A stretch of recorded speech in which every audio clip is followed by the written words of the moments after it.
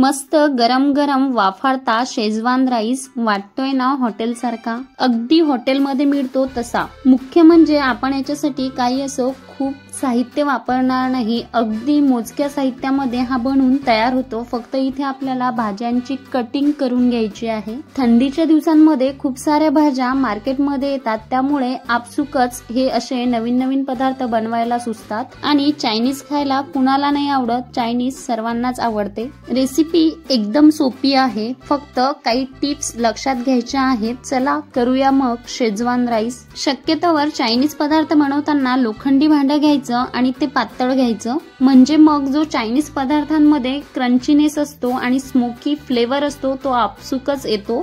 इथे मी ही कढई घेतली आहे, ही लोखंडी कढई आहे। गॅस मोठाच ठेवायचा आहे आणि 2 मोठे चमचे तेल टाकून घेतला आहे। इथे तेल आपल्याला छान असं कडकडीत करून घ्यायचं आहे आणि सर्वात महत्त्वाचं म्हणजे आपल्याला गॅस इथे हाय फ्लेमवर ठेवायचा आहे, मोठाच ठेवायचा आहे। सर्वात प्रथम आपण इथे बारीक चिरून घेतलेला 1 चमचा लसूण आणि अर्धा चमचा आलं टाकून घेणार आहोत। त्यानंतर पातीचा कांदा चिरून घेतलेला 1 वाटी टाकून घेणार आहे। उभी चिरलेली 1 हिरवी मिरची आणि गॅस मोठाच ठेवूया आणि 1 मिनिटासाठी आपण हे परतून घेणार आहोत। 1 मिनिटभरच आपण हा कांदा परतून घेणार आहोत। लक्षात घ्यायचं आहे चायनीज मधल्या भाज्या अगदी क्रंची असल्या तरच ते छान लागते। इथे आपल्या कांद्याला 1 मिनिटभर झाला आहे। आता यामध्ये आपण सर्वात आधी गाजर टाकणार आहोत, जे की आपण बारीक बारीक कट करून घेतला आहे। तुम्हाला हव्या त्या भाज्या तुम्ही या ठिकाणी घालू शकता, पण शक्यतोवर चायनीज मध्ये शिमला मिरची आणि कोबी हे असतंच। गाजर अगदी आपण अर्ध्या मिनिटासाठी परतून घेतलं, त्यानंतर फरसबी यामध्ये घालून ही देखील 30 सेकंद म्हणजे अर्ध्या मिनिटासाठी आपण परतून घेणार आहोत। भाज्यांचं प्रमाण तुम्ही तुमच्या आवडीने कमी जास्त करू शकता, फक्त लक्षात घ्यायचंय भाज्या आपल्याला खूप परतायच्या नाहीयेत। त्यानंतर अर्धी वाटी शिमला मिरची घातली आहे, ही देखील आपण 30 सेकंदासाठी परतून घेणार आहोत। त्यानंतर 1 वाटी भरून बारीक कोबी चिरून घेतलाय तो घालणार आहे आणि हा देखील अगदी 30 सेकंदापुरताच आपण परतून घेणार आहोत। आता ह्या सर्व भाज्या आपण 30 सेकंदासाठी परतून घेणार आहोत। गाजर आपण आधी घातलं कारण गाजर थोडं शिजायला वेळ घेते, म्हणून फरसबी आणि गाजर आधी घालायचं। तुम्हाला हवं असेल तर तुम्ही भाज्या चॉपरला चॉप करून घेऊ शकता, पण मी इथे हातानेच बारीक कट केल्या आहेत। आता ह्या भाज्या आपल्याला 1 ते 1.5 मिनिटासाठी हाय फ्लेमवर छान परतून घ्यायच्या आहेत। गॅस आपल्याला कुठेच कमी करायचा नाही, नाहीतर भाज्यांना पाणी सुटू शकतं आणि भाज्या मऊ पडतात। तर हे बघा 1-2 मिनिटं आपण ह्या भाज्या हाय फ्लेमवर परतल्या आहेत, छान घमघमाट सुटलाय भाज्यांचा।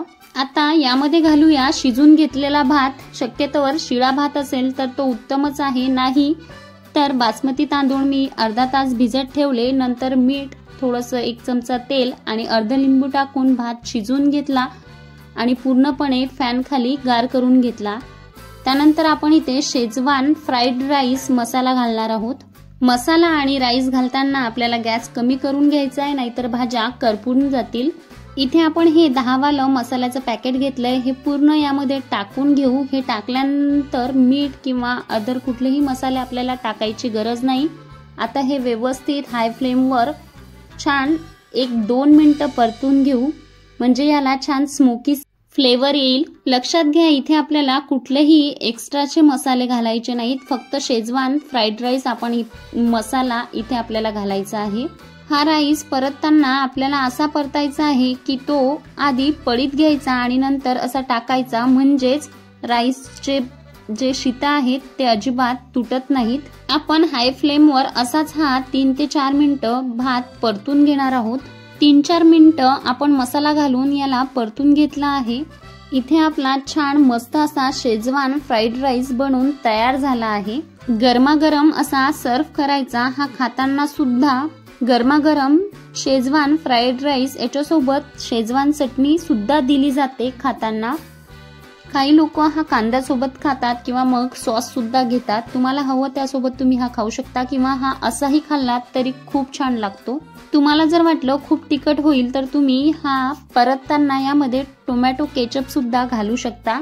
आता यावर बारीक चिरलेली कांद्याची पात टाकून घेऊ, म्हणजे एकदम छान लुक आपल्या भाताला इथे येतं, फ्राईड राईसला येतं। तर अशा प्रकारे आज आपला इथे फ्राईड राईस बनून तयार आहे। तुम्ही सुद्धा एक वेळ नक्की करून बघा, करायला अगदी सोपी आहे आणि ही रेसिपी केल्यानंतर कशी झाली हे कमेंट करून मला नक्की कळवा। व्हिडिओ आवडला असेल तर एक लाईक नक्की करा। तुमच्या मित्र-मैत्रिणींना हा व्हिडिओ नक्की शेअर करा। पुन्हा भेटू अशाच नवीन रेसिपीसह, तोपर्यंत धन्यवाद।